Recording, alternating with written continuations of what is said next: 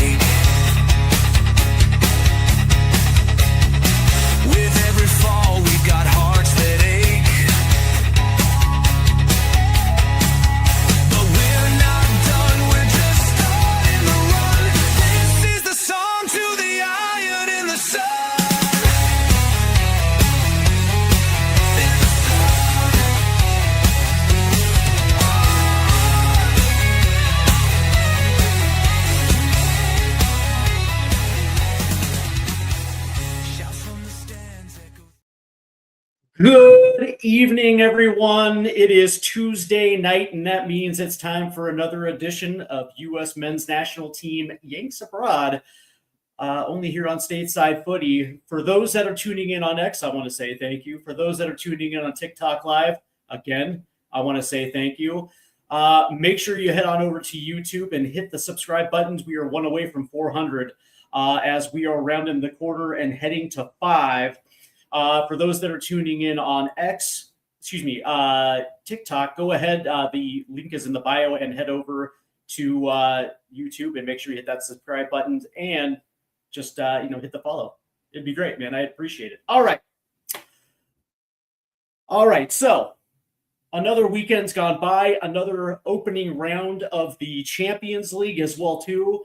And some pretty good performances from some of our pool players that applied their trade. A couple of new faces in the rundown this week as I welcome back Yunus Musa to the fold and also Kevin Paredes as well too. For those that forgot, he plays for Wolfsburg in the Bundesliga as well too. And so from that standpoint, man, it's just every single weekend I look forward to this because quite honestly, it just seems every single week, performances don't necessarily stagnate. They either hold firm or they get better, which I guess goes to show you the level of talent the United States has overseas. And of course, when I think about it, it just gets me all types of fired up, just considering we are so goddamn close to World Cup 2026. And I'm about ready to just absolute just cream in my shorts. I want to welcome in Ace Leno 144. What's going on, my guy? I hope you're doing well. And by the way, I do not want to hear any shit about Inter Miami tonight because I'm already sick of their offseason. And maybe there's just a little bit of jealousy because the Sounders generally just don't do shit in the offseason. All right, let's go ahead and get started. And we are going to talk a little bit about Flo Balogun. Flo, our striker one, appeared in two different competitions over the weekend. In the first one was a 3-1 loss to Lorient in Ligue 1. He played 89 minutes, finished with 4 shots, 2 chances created, 28 touches, 12 in the opposition box, and 11 of 14 of accurate passes. And then today, as a matter of fact, Monaco just absolutely got their doors blown off of them by Real Madrid. They lost 6-1. Ballo played 73 minutes, 4 shots, 33 touches, 6 in the opposition box, 15 of 18 of accurate passes. And it looks like he was also 5 of 8 at ground duels. And the interesting thing is in the first match, against Lorient. He was a part of an attacking two and almost felt like they were playing 4-4-2. Against Real Madrid, they were playing at a 4-2-3-1. So Bala was the lone striker up there for a majority of the majority of time. Either way, it is what it is, and I want to welcome in Castro. What's up, man? How you doing? Okay, hold on, man. Hold on. Hold on, man. I don't know how this works. Anyways, it's good to have you along. All right, let's see. Ace Ladle says, terrible match against Real Madrid. Yeah, no doubt. So, but what's going on over there on TikTok Live, my guy? How you doing tonight? Oh, me? Yeah, you. Oh, I'm good, man. Because I got to work. Okay, I got you, man. I got you. Yeah, I don't know either. Why don't you go ahead and hop on off, man? Can you do that? There you go. Let me try to. All right. Little technical difficulties right there for all you TikTok livers out there. Let's see. All right. Anyway, turning our attention to Patrick Agyemang. And Derby County actually had two different matches tonight. There you go. Okay, now he's off on the TikTok Live. I don't know how he appeared on it. Anyway, so Derby County had two different matches this week. Patrick Agyemang, the first one was a 1-0 victory over Preston North End, where Agyemang played 89 minutes, scored a goal, had 5 shots on net. 44 touches, 13 were in the opposition box, 13 of 17 of accurate passes. And then this was actually, I think this actually just went down today. It was a 2-1 victory over Charlton Athletic, where he had played 76 minutes. Looks like he also had 5 shots, 39 touches, 6 in the opposition box, 19 of 24 of accurate passes. Both of them were good for a 7 rating. So now all of a sudden, Patrick Agyemang seems to kind of hit a little bit of a purple patch. And I will say that this is actually a little advantageous for Patrick Agyemang as we are getting closer to the March camp. And I would probably assume with Ricardo Pepi out, it means Agyemang is probably going to go back in. The question really is who is going to be striker 3. Now, it's going to be interesting for the simple fact is what actually is going to happen with Josh Sargent when it comes to Norwich City. If this is actually a move that's going to work for him, I would assume that coming into the Major League Soccer season, he's going to be in form. As a matter of fact, some would even classify it as, he's in mid-season form. And so from that standpoint, you would probably assume that he might start the Major League Soccer season on fire. And if that's the case, there is an argument to be made that Josh Sargent might come in. Haji Wright also last weekend finally got his first. Actually, it was this last weekend where he actually scored the winner for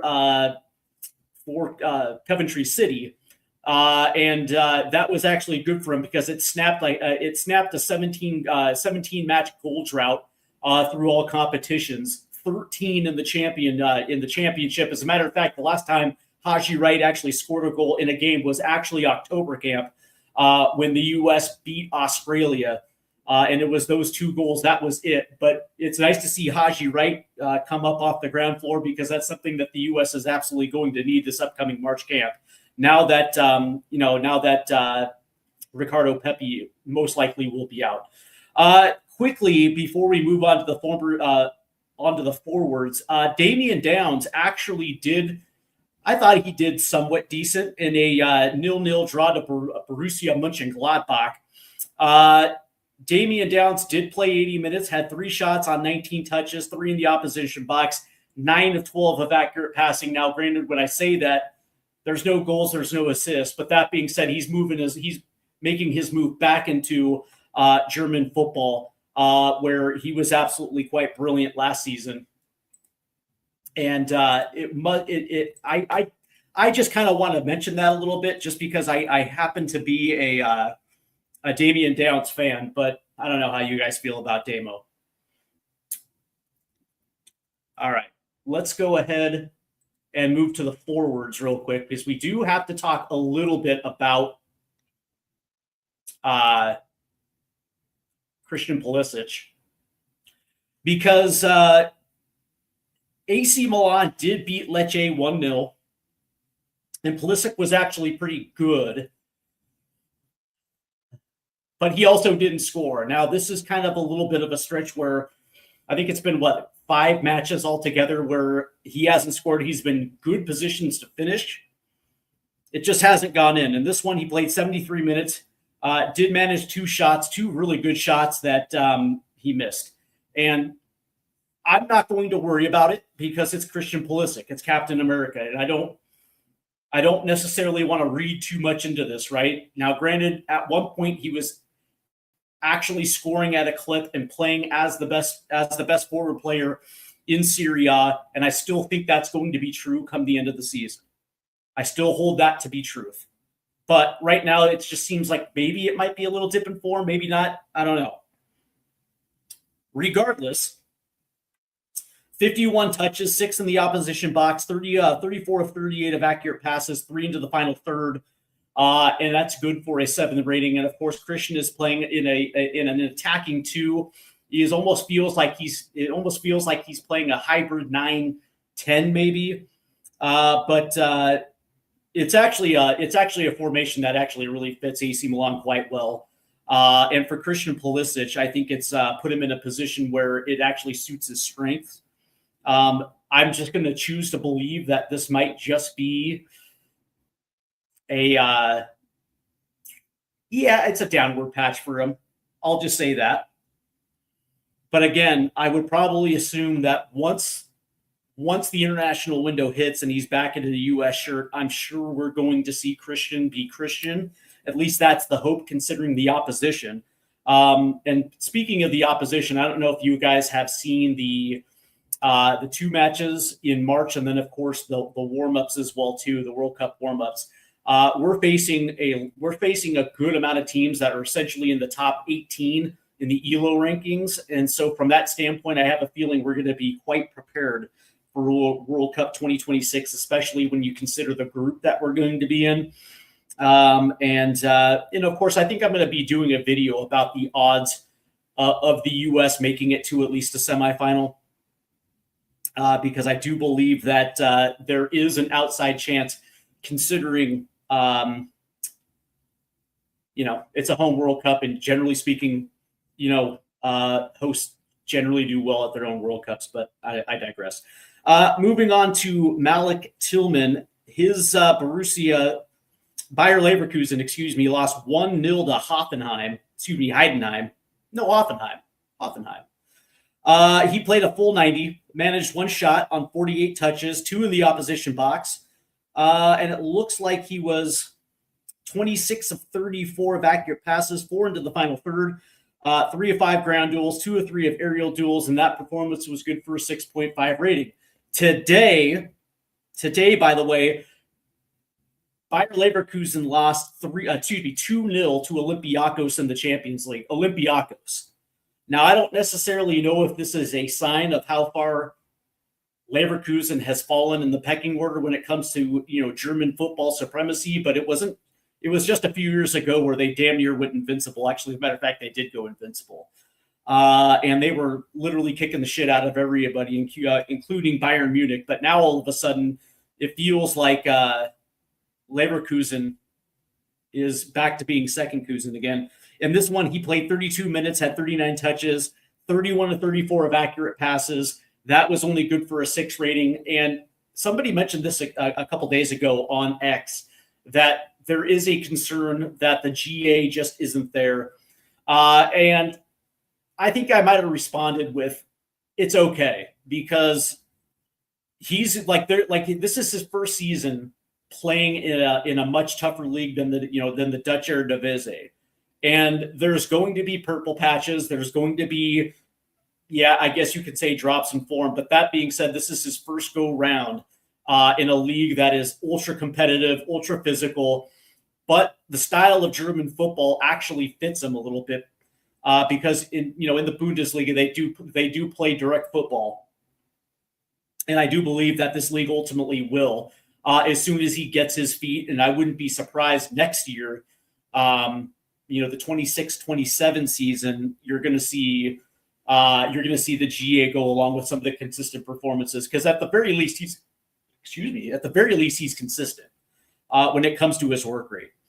Let's talk about Weston McKennie. Juve dropped a heartbreaker to Cagliari 1-0. McKennie did play 80 minutes, 54 touches, 32 of 37 of accurate passes, 7 to the final third. And that was it. And it's interesting because, Wes has kind of been on fire lately with Juve, to the point where we're starting to hear rumors that there's at least 3 Premier League teams that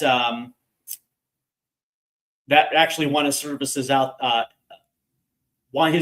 past the season. Now, there is also reports that he might be the first big U.S. men's national team star to take the money and come back to Major League Soccer. I don't believe that for a second. I think a lot of people were surprised that Gio Reyna didn't make the jump.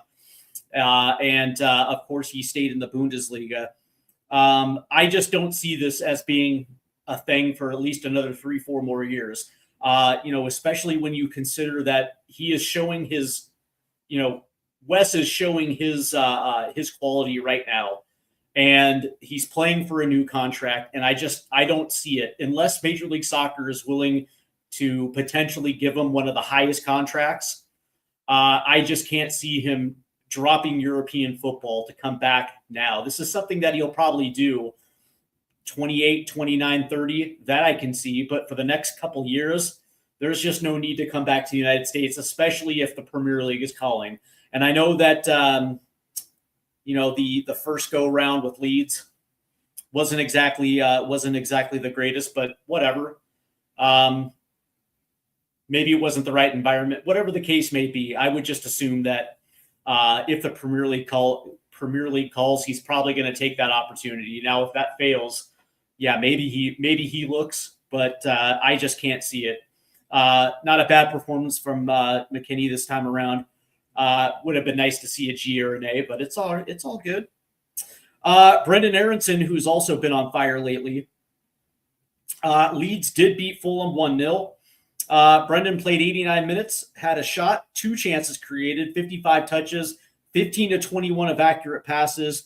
And it looks like 2 of 2 in successful dribbles, 9 defensive contributions. And what I will say is Brendan, for him not being in a position where he scored, I will say that his work rate is still, top to bottom, it's still absolutely excellent, to the point where he is actually on my World Cup roster right now.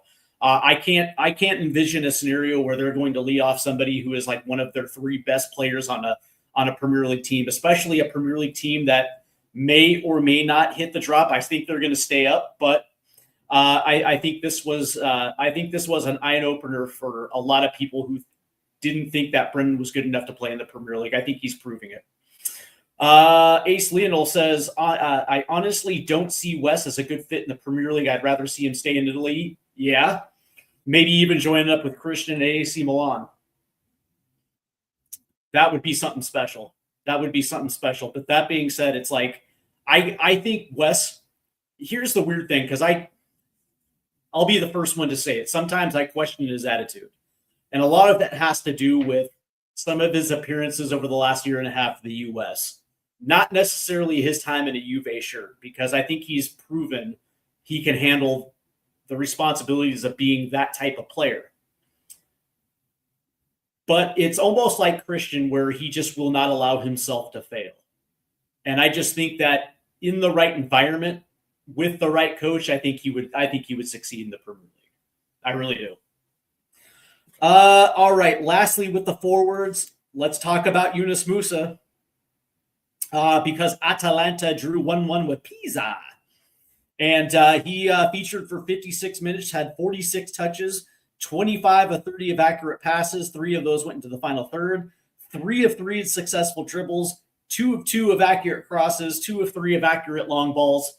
And he also was 6 of 7 in ground duels as well, too. That's good for a 7 rating, and it's nice to see. I don't know what's going to happen with Yunus Musa. I would love to say definitively he's going to be on that March roster. I don't know. Like, as of right now, it feels like he's one of my bubble players. Although that being said, it's like he's getting a run. He kind of weathered the storm for the first 6 months at Atalanta, and it feels like now all of a sudden Yunus is finding himself in a pretty good position. I think he's actually getting a better look with Atalanta than Gio Reyna is getting with Borussia Mönchengladbach. And so from that standpoint, I don't know. That's the thing. I think both are kind of bubble guys right now.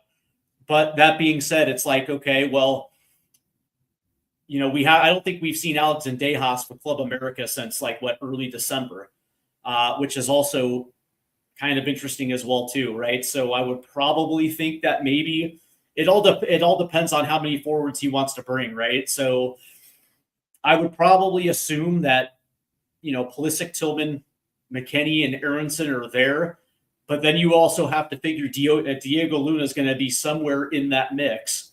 And are they going to carry 6?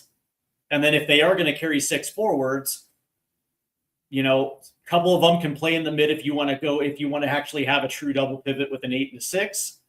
Or if they're just going to bring him in, then maybe this might be the roster where you bring Yunus Musa back in just to see exactly how he trains and whether he's learned his lesson since the last time we seen him. Maybe I don't know. Speaking of center mids, let's talk about some of the defensive mids, and we'll start with Tanner Tessman. Tessman in Olympique Lyon beat Stade Brest 2-1. I guess that just goes to show you that even with a lack of form, most dudes just like breasts. Oh, you saw that one coming. I know. Tess actually played 74 minutes, had 3 shots, 60 touches, 5 in the opposition box, 39 of 46 of accurate passes, 4 into the final third, 4 recoveries, and 2 of 4 of aerial duels, and that's good for a 6.5 rating. I like Tess, and now all of a sudden you're starting to see Tess get ramped up, you know, to full 90s where he can consistently be in there. And I will say that Tanner Tessman, as of right now, is on my World Cup roster as well too, and I don't see anything that would inhibit him being on the World Cup roster except for injury. And because of the unknown of a guy like Tyler Adams, who is out, slated to be back before the World Cup. So you would probably assume if he's ready to go, he'll be there. But it's nice to know that Tanner Tessman is right there. And by the time the World Cup rolls around, that dude's going to be ready to go. Another name is Aiden Morris. As Middlesbrough beat West Brom 3-2. Aiden Morris played a full 90, managed 2 shots. He also had 2 chances created, 109 touches, 5 of those in the opposition box, 85 of 95 of accurate passing, 20 went into the final third, 4 of 5 of accurate long balls, 6 recoveries, 6 of 6 in ground duels, and that was good for an 8 rating. And hopefully this is the start where he actually kind of puts together a nice little string again, because he was absolutely on fire to start the championship season. And over the last month, it's kind of been off and on for him a little bit. But that being said, it's like, that's the championship for you. You know, there's always going to be ups and downs in the championship, especially with teams that are looking like they are going to be, you know, automatic promoters. But you know, it's one thing to hold it around Christmas. But that being said, man, during January and February is where you really make your bones in the championship. James Sands, as St. Pauli lost 3-2 to Borussia Dortmund, he played a full 90 and scored a goal on a header. That was absolutely brilliant. 46 touches, 25 of 36 of accurate passes, 10 went into the final third. He had 2 tackles, 4 recoveries, 3 of 5 of grand duels, 3 of 4 of aerial duels, and that was good for an 8 rating as well too. And James Sands is another name that I feel like is going to be on the bubble for the March roster. There's going to be a lot of variables too. Like if they're going to carry 4 6s, and I think they will, it's going to be interesting to see exactly the way that Pochettino is going to be looking at a guy like Christian Roldan, who I actually think will be there. But that being said, it's like you're going to have to not bring one of these guys, and it feels like in order for James Sands to kind of be there, he has to, at least play at the same level of form as a guy like Aiden Morris. And we'll see. We'll see. It's going to be an interesting one.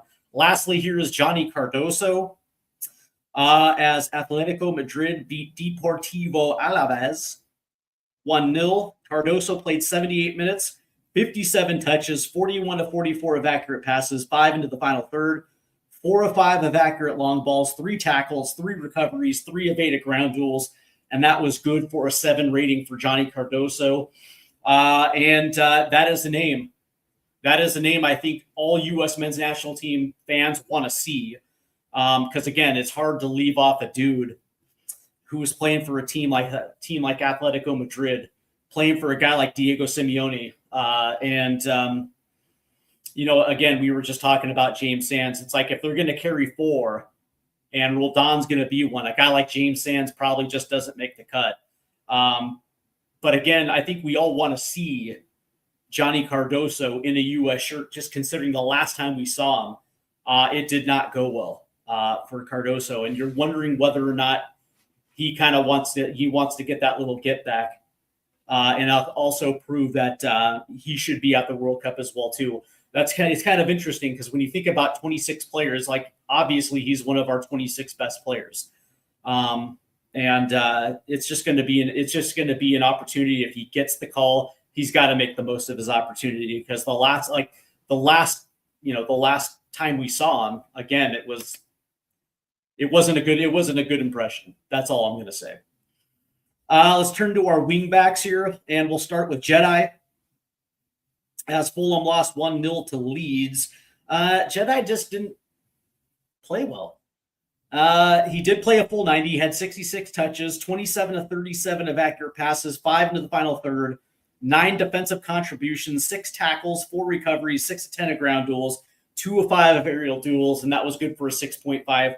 And it was bound to happen because when he came back, he actually came back, 2 guns a-blazing. He was actually one of the reasons why Fulham's form flipped on a dime, and they started getting some pretty good results. But eventually there was going to be a game where Jedi just kind of came down a little bit. But you would probably just assume that Jedi is going to be a lock. He's one of my locks as well too, and I think I think the gap between him and Arston is so wide that it is what it is.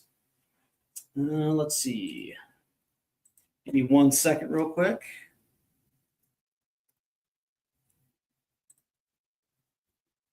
All right. Let's see. Okay.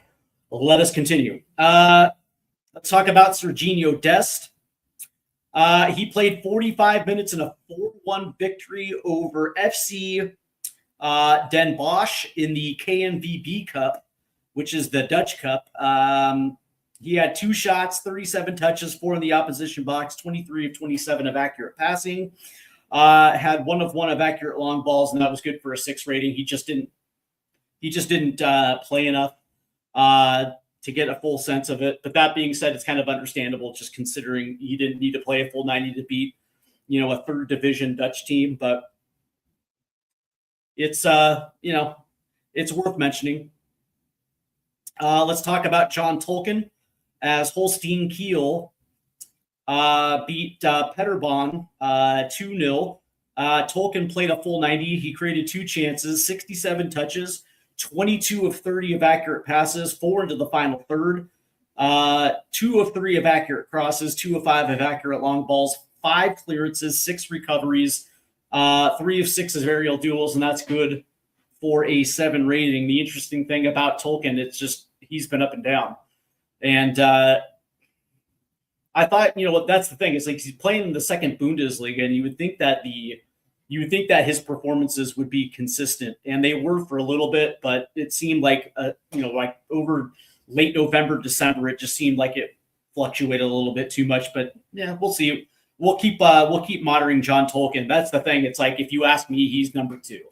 He should be number 2 behind Jedi when it comes to the left wing back position. I think he possesses all the quality and all the tools, and he just does the job in my view a little bit better than Max Arfsten.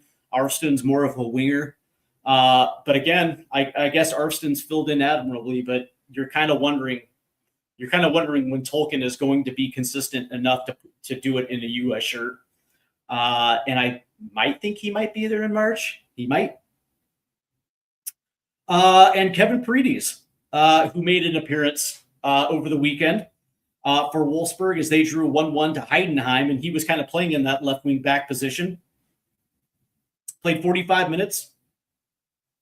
1 shot on net, 45 touches, 21 of 25 of accurate passes, 7 goes into the final third, 1 of 1 of accurate long balls, 5 clearances, 4 of 8 ground duels, 2 of 2 of aerial duels, and that was good for a 6.5 rating. And it's nice to see Kevin Paredes back in the rundown. It's been a while for Kevin, and it's kind of unfortunate too because he was one of those main guys that were at the 2024 Summer Olympics. And I actually thought he had a really good Olympic Games as well, too. And he's been battling injuries. And to be honest with you, it kind of sucks, but it is what it is. I do want to mention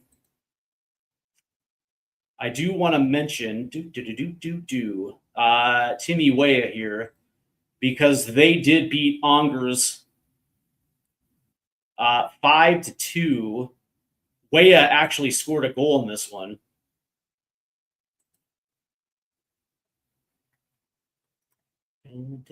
Why I can't.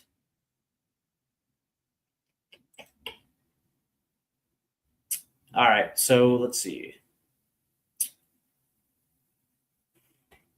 Good golly, Miss Molly. All right, let's just go here.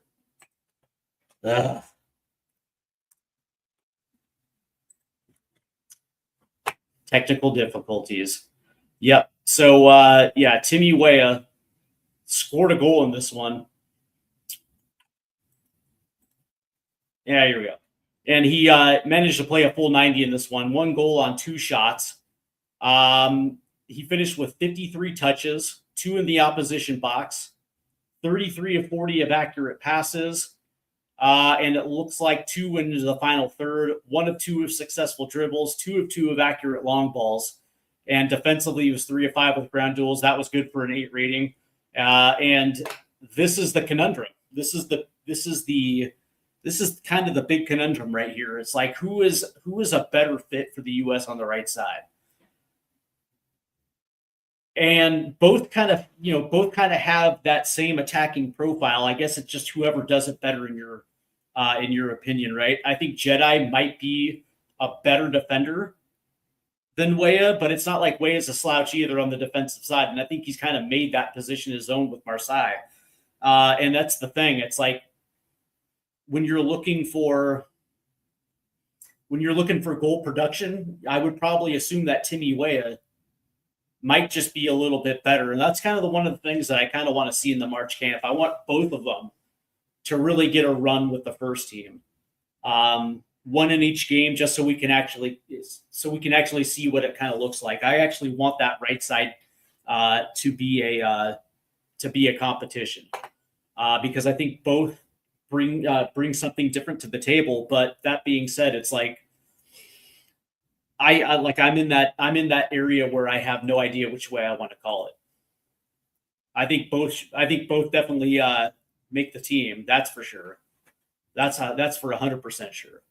Ace Lionel says, I totally agree. Max is more of a winger. and is not good defensively. Yeah, but you also kind of have to give Max, some due, because defensively in the last international window, he wasn't bad. He wasn't great, but he wasn't bad. All right, let's turn ourselves to center backs here, because Chris Richards is back, and Crystal Palace lost 2-1 to Sunderland. And it's kind of interesting too. Crystal Palace is in a little bit of a dicey situation. They just lost their captain, Mark Gahey, to Manchester City. And now Chris Richards is kind of tasked with being a leader in that defensive back three. I don't know, man. I think he might be ready for that leadership role. He did play a full 90, 82 touches, 46 of 57 of accurate passes, 8 into the final third, 5 of 9 of accurate long balls, 17 defensive contributions, 4 tackles, 11 clearances, 5 of 7 grand duels, and 5 of 6 of aerial duels. That was good for an 8 rating. And even in a loss, Richard stands out. And that's the thing. It's like, I feel bad for Crystal Palace, because obviously they lost 2 of their best wingers in back-to-back summer windows. You knew Gahey was eventually going to leave, and he finally did. And now that anchor in the center portion of that back three is gone, and now it's going to be up to a guy like Chris Richards to kind of fill into that slot. And if he's able to do it between now and the end of the season, and he's and it's noticeable. There's also, it also means that the leadership quality for the U.S. men's national team goes up, and it's not just going to be, Tyler Adams, Christian Pulisic. You can add a guy like Chris Richards, I guess you could say, to that leadership group, and I think it kind of only enhances it. Nokai Banks and Osberg drew 2-2 to Freiburg. He played a full 90. 51 touches, 36 of 37 of accurate passes, 7 to the final third, 3 of 4 of accurate long balls, 12 defensive contributions, 4 tackles, 8 clearances, 4 of 6 of ground duels, and that's good for a 7 rating. And this dude just keeps getting better. It's to the point where it's kind of obvious, right? I don't think there's a question anymore. He has to be a part of the March roster. And it's not just a token cap where he comes in and train. Like, you have to play him. Like, I've been consistent in saying that he's more of a 20-30 guy, and that just might be right. But there's no denying that he has taken a very good step for his age and the league that he plays in, for the team that he plays on. He is, easily one of their best players, and he's also one of the league's best defenders. And for the fact that he's like in that age group, says a lot. And so from that standpoint, I kind of want to see it. Especially, it's going to be interesting to see exactly how that plays out, right? Because you would probably assume that he plays on the right with Chris Richards playing in a more central area of a back three. For a fact Tim Ream's going to be there, playing off the left, which I actually think is kind of a mistake, but I digress. But when you think about Nokai Banks, it's like he kind of needs to be there, and you need to give him a good look. If you're going to give like 2 starts to a guy like Miles Robinson, there's no excuse for you not to bring in Nokai Banks and just give him 2 starts against heavy opposition to just see where he's at. Because I actually think he might come good. Austin Trusty, Celtic beat Falkirk 1-0. Trusty played a full 90, managed a shot on net as well too. 94 touches, 4 in the opposition box, 73 of 79 of accurate passes, 5 into the final third, 2 of 4 of accurate long balls, 6 clearances, 1 of 3 of aerial duels, and that was good for a 7 rating as well too. And all of a sudden, Celtic is playing a lot better since they sacked Wilfred Nancy. I hate to be the bearer of bad news. That sucks. I thought Wilfred Nancy would do well there, but again, he's in that class where, unfortunately, results matter before you can install your tactical philosophy. And one of the things he didn't do was get results. And as a result, Austin Trusty actually didn't look really all that great under Wilfred Nancy, but he sure looks good now. And he's I actually have him as one of my 5 center backs that actually makes the World Cup roster. Left-footed center back would actually be a good backup on the left side for Tim Ream. I don't think he's necessarily the answer, but for that being said, it's like you're going to need a left-footed center back backing up a guy like Tim Ream, and he's the best. He's the best of the lot. Lastly, we have to talk about Joe Scally, and he's kind of made a name for himself since they made their coaching switch as well too, and now they're playing in a back three. He's on the right side of the back three. This one though, they were playing Hamburg, and that went 0-0, and he was playing as a right wing back in this one. Played a full 90, 46 touches, 21 of 27 of accurate passes, 2 of 3 successful dribbles, 1 of 2 of accurate long balls. And he also had 6 recoveries, 2 tackles, 8 of 11 ground duels, and that was good for a 7 rating. And Joe Scally is an interesting one as well too. And I don't think Joe Scally makes the team as a wingback, but I do think that he makes it as a center back. I really do. At first, I didn't necessarily like the idea because he didn't necessarily look good in the last camp playing in that on the right side of a back three, but he's been doing it for quite a long spell now with Borussia Mönchengladbach, and the more that he's had reps, and the more that he's just kind of grown into it, he's actually looked a lot better. And so from that standpoint, that's also going to be an option as well too, and especially if you want, I guess you can say if you want to take the experienced one over the youth, I wouldn't necessarily be opposed to it. It's going to be interesting to see exactly who's going to be the 5 center backs that come into the March camp. I would probably assume those 5 are going to be the 5 you're going to see in the World Cup. Lastly, we got to talk about Jonathan Klinsmann, the best of the European goalies right now that are getting time. Diego Coach and Gaga Slonina not necessarily getting a lot of time for their respective clubs. Ethan Horvath got benched for Sheffield Wednesday, which is not really all that surprising. Started well, hasn't played in quite a bit.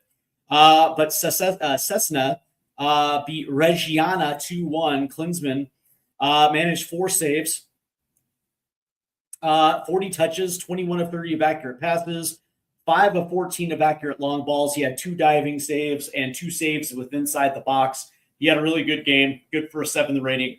And that is your third keeper.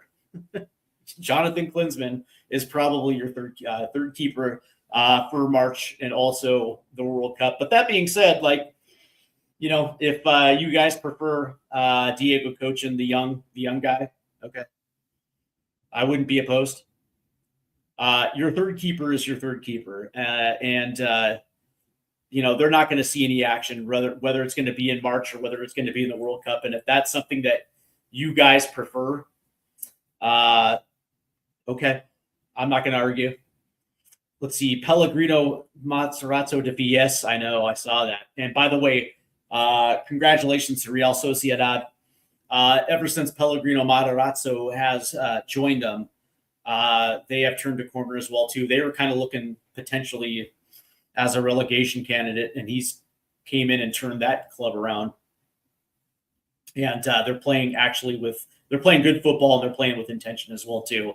And a lot of people think that Pellegrino Matarazzo is going to be your next U.S. men's national team coach. And while I don't necessarily deny that, I can't say that's going to be for the 2030 cycle. That's probably going to be like 2034. That would be my guess. I don't think that Pellegrino Matarazzo is going to leave a good situation for the 2030 World Cup, especially if he parlays it. You know what I mean?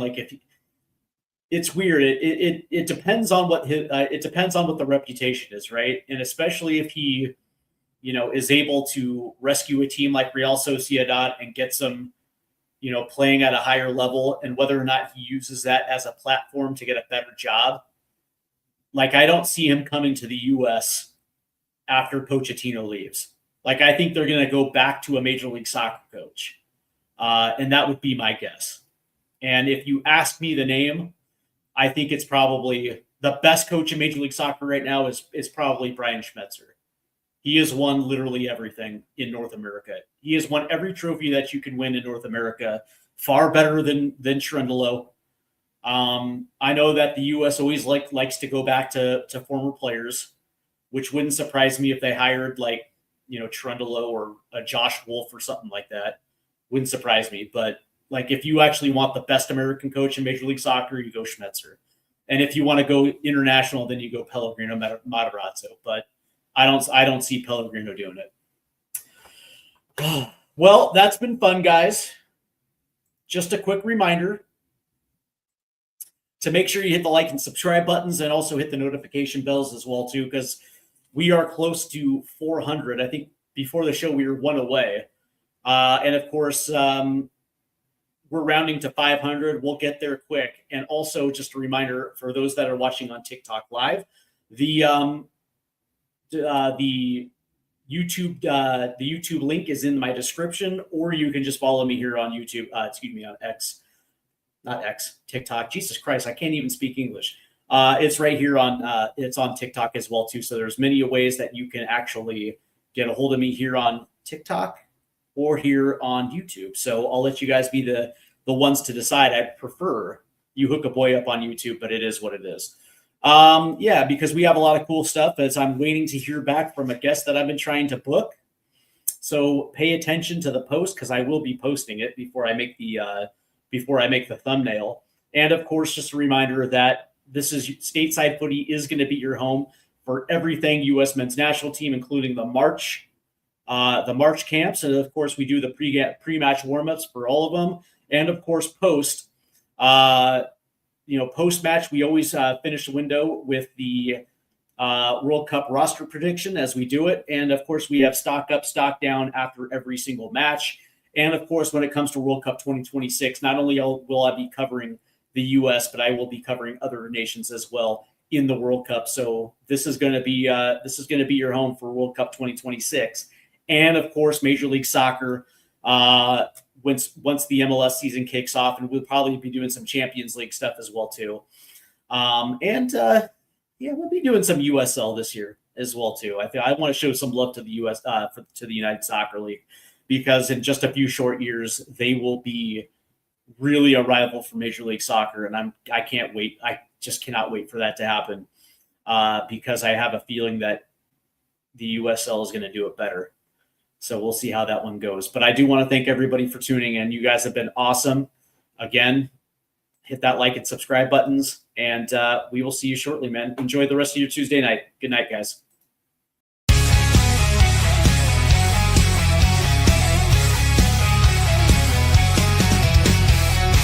Rusted goalposts under fading skies, tattered flags waving dreams in our